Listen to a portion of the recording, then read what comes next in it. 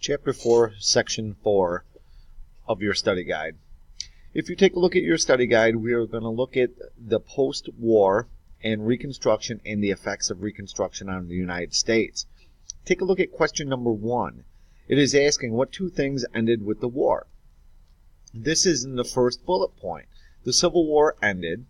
Slavery and secession were no more. So write down slavery and secession were no more for number 1.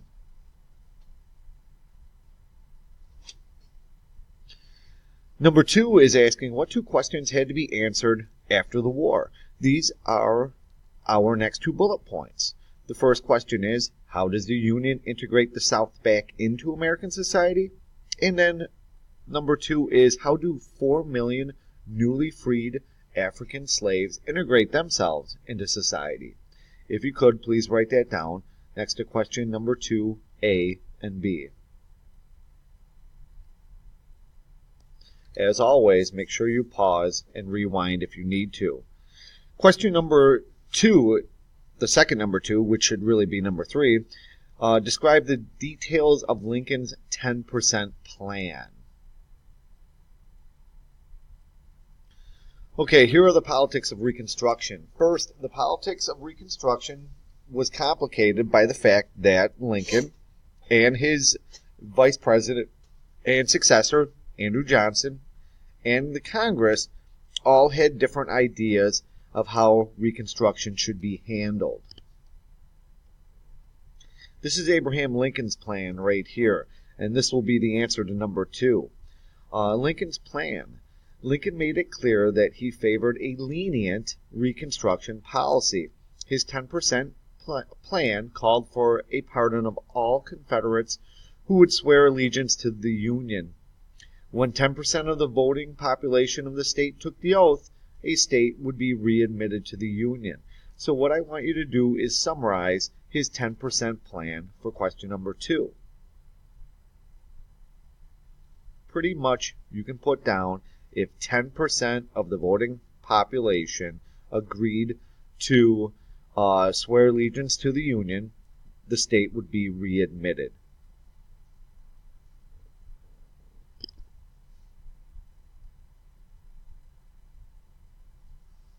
The next slide talks about Johnson's plan, because don't forget, Abraham Lincoln was assassinated. Abraham Lincoln's death, after his death, his VP and successor, Andrew Johnson, announced his own plan. It differed only slightly from Lincoln. He excluded high-ranking Confederates and wealthy planters from the oath, but did pardon 13,000 while contending that white men alone must manage the South. So what you can do for number 3 is write down, it was very similar to Abraham Lincoln's plan. However, he only excluded high-ranking Confederate officers and wealthy planters. Please write that down for number 3.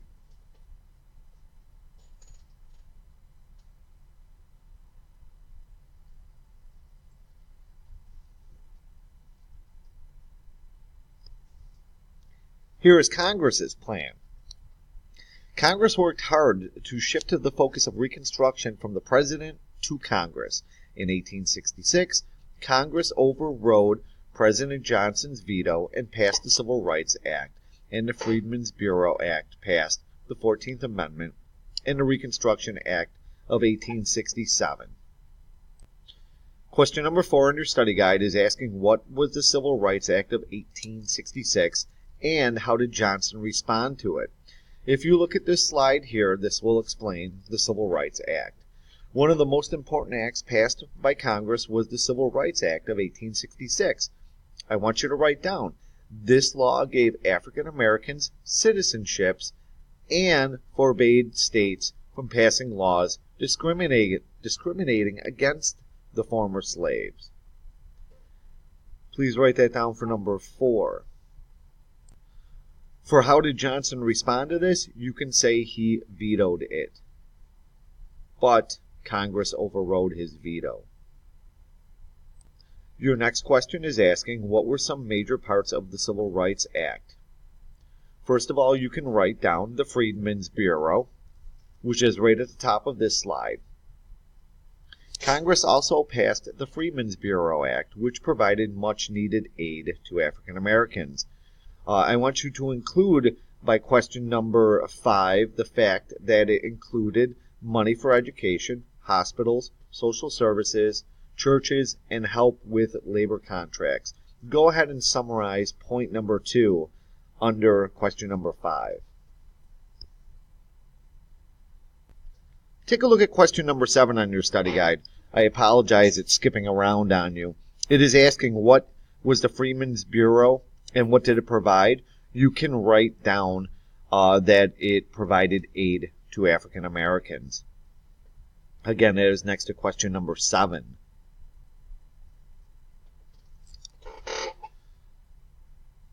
Question number 8 is asking what is the 14th Amendment. That is on this slide. In 1866, Congress passed the 14th Amendment, which provided legal backing to the Civil Rights Act. It prevented states from denying rights to people based on race, and this nullified the Dred Scott decision. So for question number 8, you can put down that it provided legal protection to African Americans.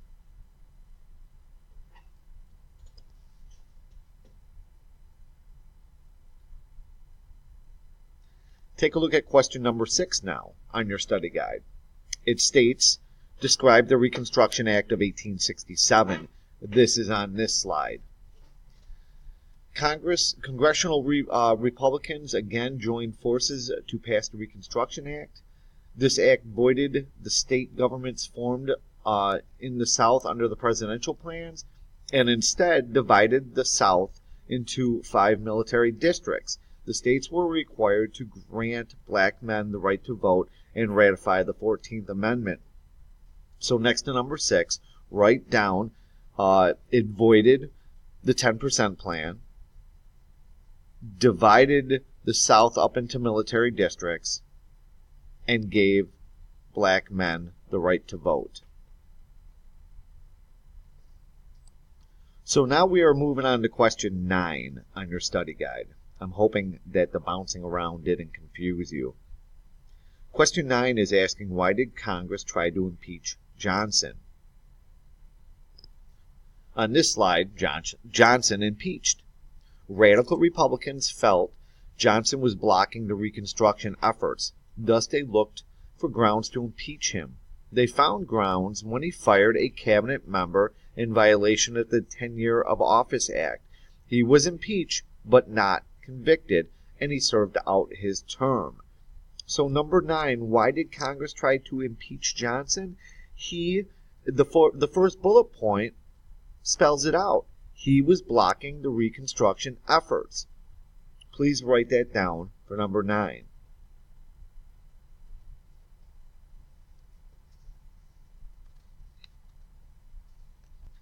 As it says on the last point here, he was impeached, but he did not get convicted, so he did serve out his term, but we do have another election. And this is the election of 1868. Civil War hero U.S. Grant ran against the Republican Democrat nominee Horatio Seymour. Grant won by a margin of 300,000 in the popular vote. This is the first time, but 500,000 African Americans voted, which is 90% of them for Grant. If you take a look at the Electoral College, you can see that Grant won a majority of the Electoral College. Question 10 is asking, what was the 15th Amendment? This is on this slide. Soon after Grant's election, Congress passed the 15th Amendment.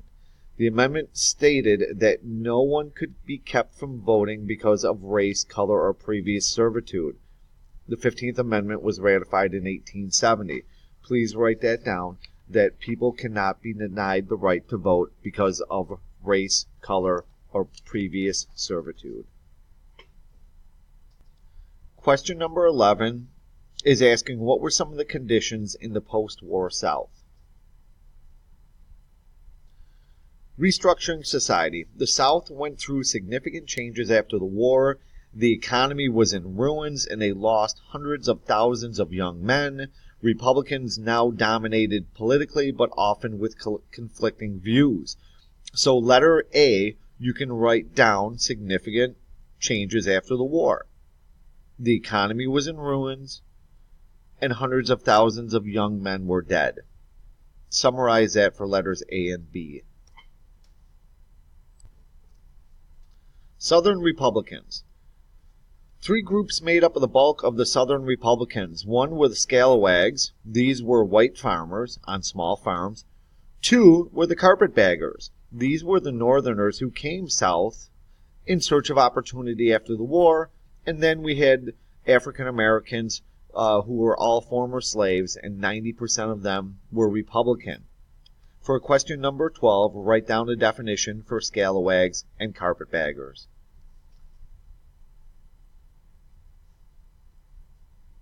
Please remember to pause if need be.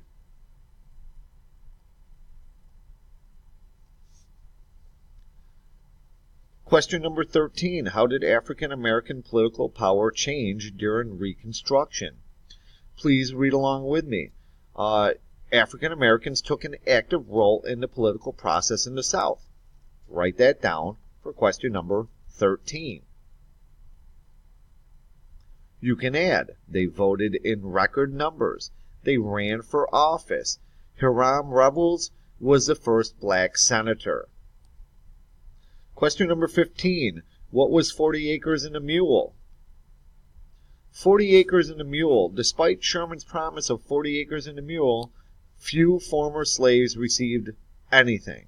The Republicans considered property to be a sacred right. Therefore, most plantation owners kept their land. For number 15, you can write down that former slaves were promised 40 acres and a mule, but later were denied it.